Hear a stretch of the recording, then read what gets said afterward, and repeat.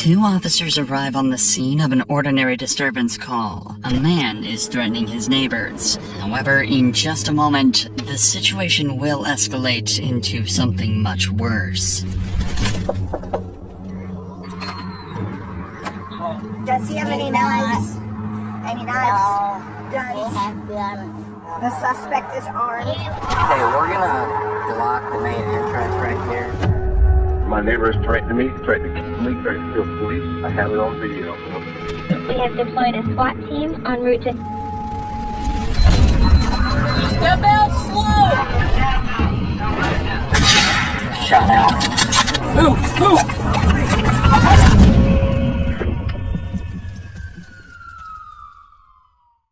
On March 11th, 2023, a peaceful morning descended into chaos in Steel Creek, Charlotte, as one man began a campaign of terror that has put an entire neighborhood in danger. But to understand how police got this schizophrenic man under control, we need to take a look at every tactic and technique the SWAT team used throughout the 30-hour standoff. It started at 6:45 a.m. on Saturday morning when Ty walked into his front garden, megaphone in hand, and threatened to kill his neighbors on Grier Fork Drive. The clock started immediately when 911 started receiving calls from some of those neighbors. My neighbor is threatening me, threatening to kill me, threatening to kill the police. I have it on video.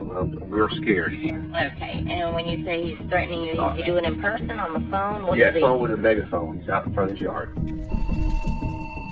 Charlotte 911. I need police. I need to find communicating threats report. I'm working with CMPD crisis response team, and our neighbor is threatening us currently. Community Policing Crisis Response Team helps mediate disputes between neighbors and can often settle arguments without having to call 911. They specialize in people who have behavioral problems or those with substance abuse, and they've been involved with Ty on no less than 13 other occasions after his threatening behavior towards his neighbors. Unfortunately, this situation is much too serious for the CMPD this time, and the police have to step in for what will be their 47th interaction with Ty. He's at the door on a megaphone yelling.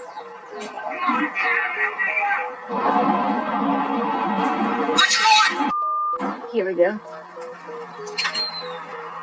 Good morning. On has a warrant for his arrest. I don't know, because... I'm telling We you, have to take him. he has a warrant for his arrest. Does he have any knives? Any knives? They Guns? have gun. The gun have the six yeah, Revolver. yeah, He has that? yeah. So we're going to try to get out of his range in case he shoots. He can't see us to shoot. In order to make sure the cops have the right information, they're going to need to break down the language barrier. So her daughter is soon on the phone helping to translate for the officers, ensuring the cops can properly assess the gravity of the situation without second-guessing themselves. Who is this? Oh, hello? Hey, this is Officer Miller with Charlotte Police. We're just trying to clarify what the language barrier for your mom. But Ann has a order for his arrest to go to jail. She's advising that he has what we can best tell is a revolver, a gun. I just want to confirm that he does have that with your mom. If you can ask her if he does have a gun. All right, go ahead.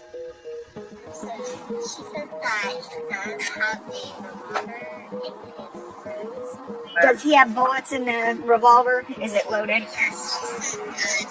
She was trying to explain another possible weapon, and I couldn't understand what she was saying. So can you ask her if he has any other weapons? And what kind of dog does he have? There's two dogs in there, one is a medium-sized dog, and the other one is like a small...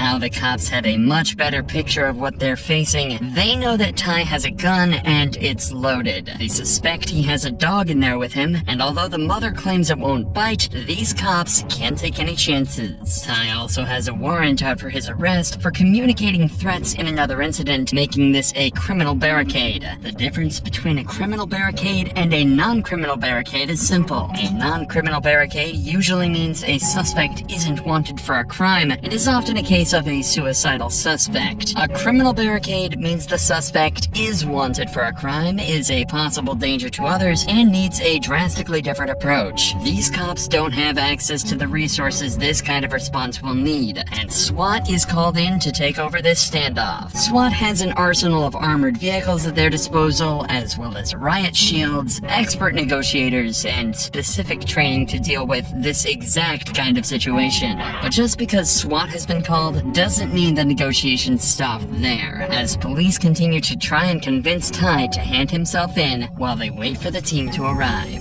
Mr. Ty, it's the Charlotte Mecklenburg Police Department. We're outside. Mr. Ty, I need you to come outside.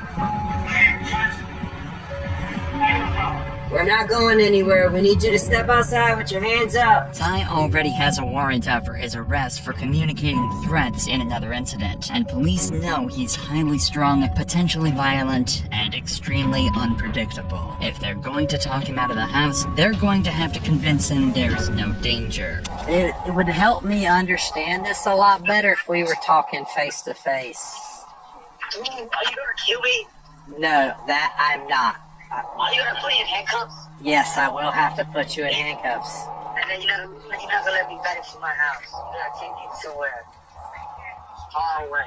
Listen, you do have a warrant Yes. for communicating threats, okay? That's why we're here. Yes. And I can change my identity.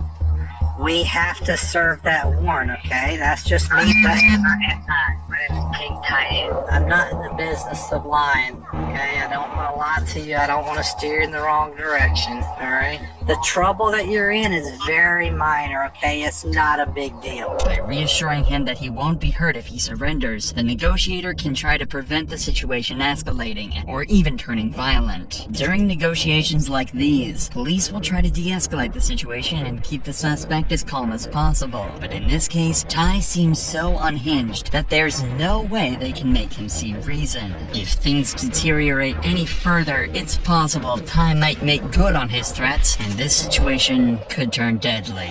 Nobody wants to kill you. I promise you that. I do not want to harm you, and no officer out here wants to hurt you. That I can promise you. Take me alive. No matter what you do. You have to.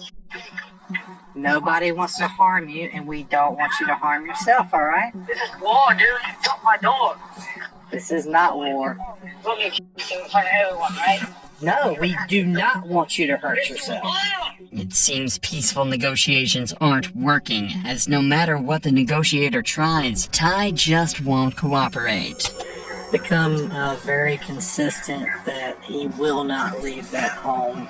It's just circles, circles, circles, man. Like it always circles back around to I'm gonna kill myself or you're gonna kill me, period. I'm not coming out of this house. I'm gonna die today. With Ty armed, barricaded in his house, and threatening to kill people, the police need to keep him calm and de-escalate the situation until backup arrives. Shortly afterwards, the SWAT team finally arrives at the scene to bring this standoff to an end. Hey, get your f***ing people ready and have a plan. Do you want me to try to push the robot up, see if I can get over stuff?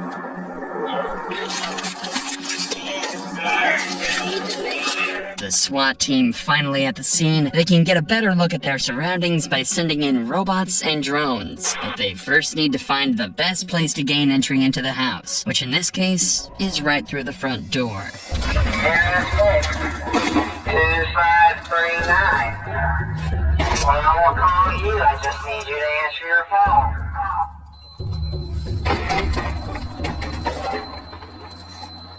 This is very important. Nobody is here to hurt you. We are only here to help. Your mother's worried about you. We're here to make sure that you get the help you need.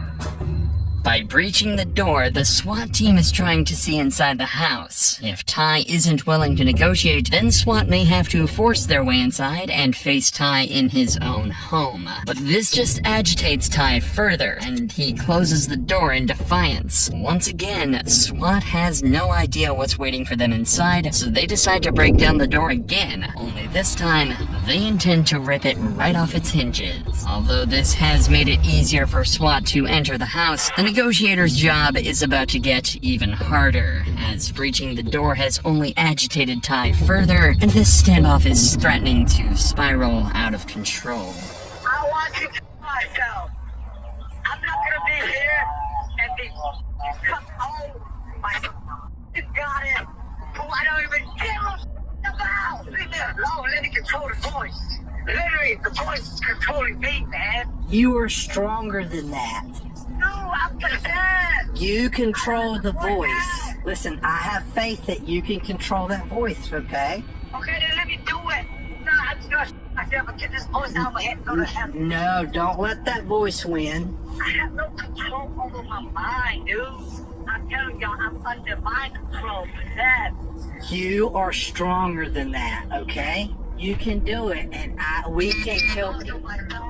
This could be some kind of manic episode Ty is experiencing, as he's definitely not of sound mind, especially when he's talking about voices controlling him. He's angry that his mother's front door has been destroyed, and the cops know they've made him mad. Their priority is to try and de-escalate the situation, so they try and convince him they'll fix the door after he hands himself in. But Ty's reaction is not what the cops were hoping for.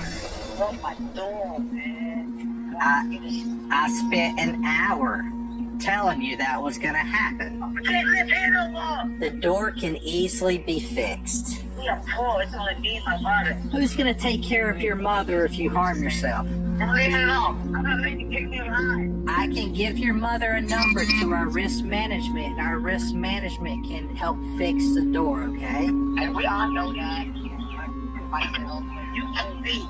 No. All the time acting like an idiot. Nobody's hurt. Nobody said you're acting like an idiot. Listen. Well, you act like an idiot. You broke my door. So I'm just myself. And I told you we were gonna do it. He hang up on you. We're now 5 hours into this standoff, and the house is completely surrounded. On the sidelines, police are trying to obtain an involuntary commitment order. These are issued to individuals who are experiencing mental health problems that impair their ability to reason. This would be the third time Ty has been issued with an involuntary commitment order. But despite how serious the situation is, they still can't enter the house without a search warrant. This is often a long process, but in this case, it only took a couple of hours after convincing a judge the warrant was absolutely necessary to help bring this standoff to an end. So now, 8 hours into this standoff, and with the search warrant in hand, SWAT started their meticulous operation to clear any obstacles from their path, a process they call tactical breaching.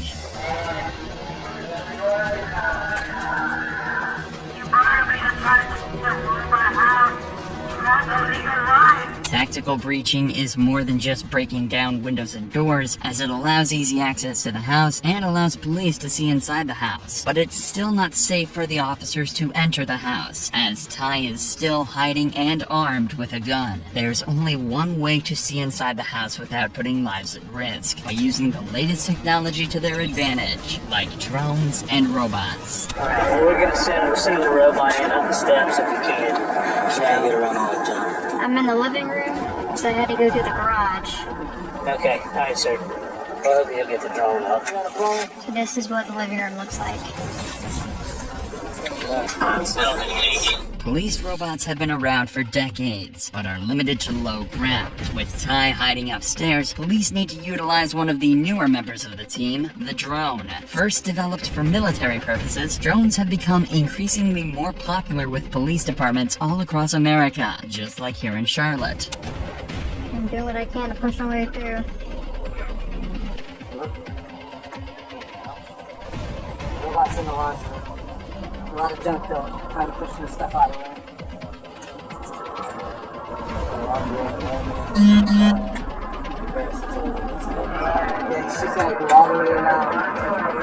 Drones can reach places people can't and give police a bird's eye view of the upstairs of the house without a single officer being put in harm's way. It also shows how quickly a situation can go from quiet to dangerous in the blink of an eye.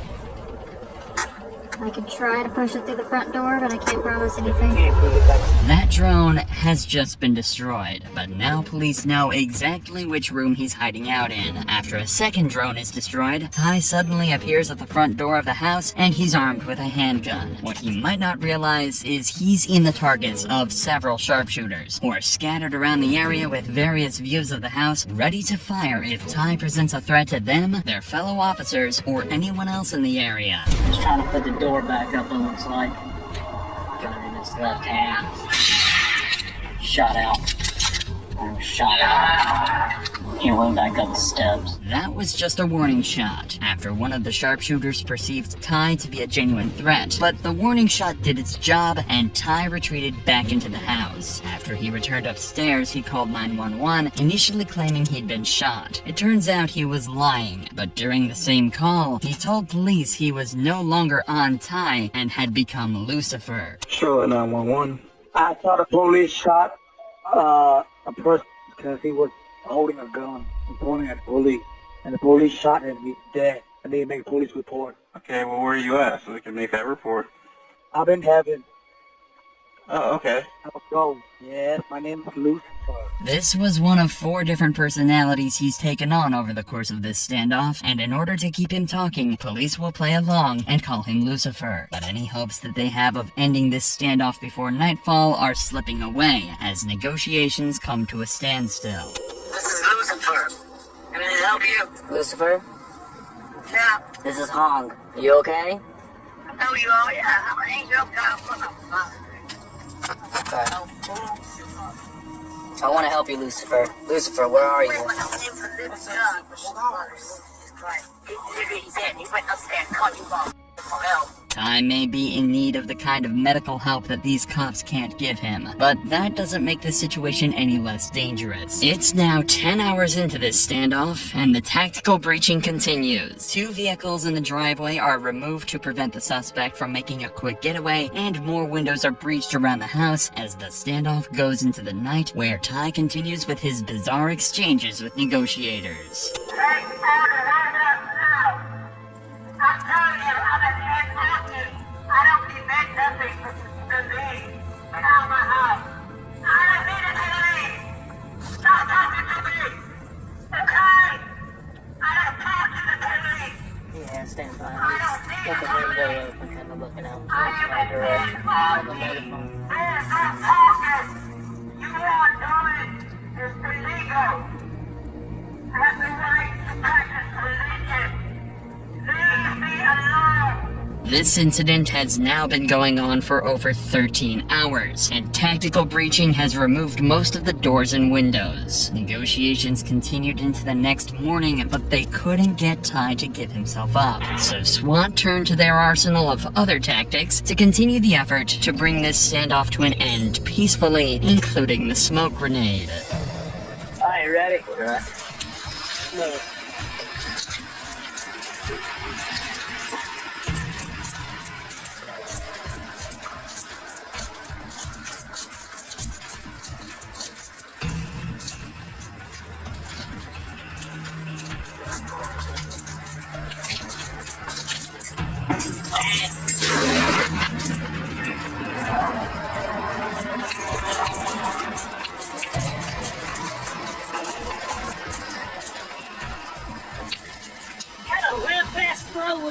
Smoke grenades can help create a visual barrier and disorient a suspect. The sudden, sharp sensory overload can lower the suspect's will to resist and encourage him to surrender peacefully. But the SWAT team isn't done yet and decides to enter the house to cut the power off. Alright, good.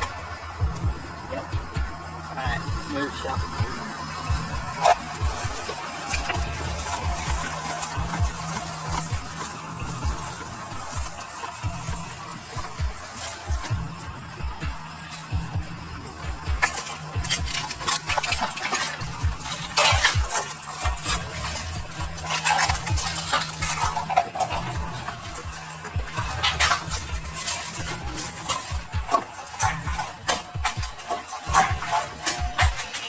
This tactic serves two purposes. Firstly, it solves some of the safety concerns, as electrical equipment and lights will be deactivated to prevent accidental fires or explosions, especially when the suspect has firearms. With the house now a complete wreck, a small fire could prove disastrous and engulf the whole house in minutes. Cutting the power also adds psychological pressure, as removing electrical equipment the suspect may be using could leave them feeling isolated and alone, especially during the night. But despite their best efforts, Ty refused to leave the house at all, and it was starting to look like this standoff might never end.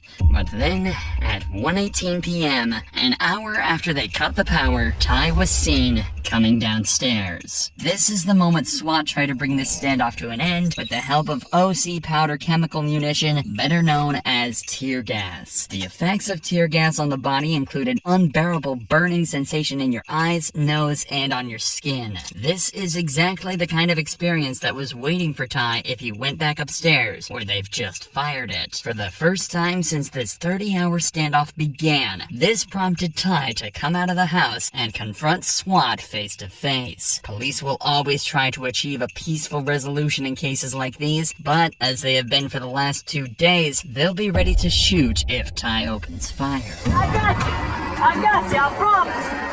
You're good, come on. Yeah, stay on the phone. You can stay on the phone, come to us, come on. No, come on, you're good. Come on. Come on, Sarah, I got you, come on to me. Just be careful, you're good, come on. Yep, yeah, come on, you keep walking, you're good. Bring the dog with you. Come on.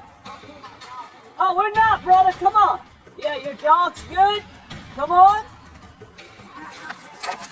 Okay, yep. Hey, I'll take over verbal so you can make a call on the other side. Keep coming to us. We're not gonna shoot you. You keep coming to us, you're doing good. Just, you're fine. Keep walking towards us. Keep your hands ready. You're good. You're good. We see your dog. We see your phone. You're good, Auntie. Keep walking towards us, brother. You're doing good. Can we move? He's facing away. Bang him and move. Move. Get on the ground. I'll kill my dog. I'm coming. I'll kill my dog, please. I'm coming. I'm not being on back. That's the handgun he'd been concealing in his clothing and could have been used at any moment. This is a perfect example of a SWAT team who did everything by the book and achieved their goal of a peaceful arrest. It may have taken 30 hours for this to end, but by choosing the right moment, they brought this neighborhood's ordeal to an end, with only 1 bullet fired and 0 casualties.